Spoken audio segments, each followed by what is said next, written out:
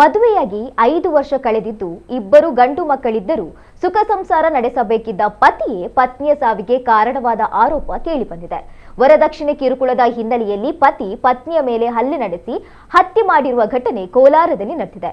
ಮೃತ ಮಹಿಳೆಯನ್ನ 24 ವರ್ಷದ ಸಹನ ಎಂದು ಗುರುತಿಸಲಾಗಿದ್ದು, ಪತಿ ಮಂಜುನಾಥ್ ವಿರುದ್ಧ ಕೊಲೆ ಆರೋಪ ಕೇಳಿಬಂದಿದೆ.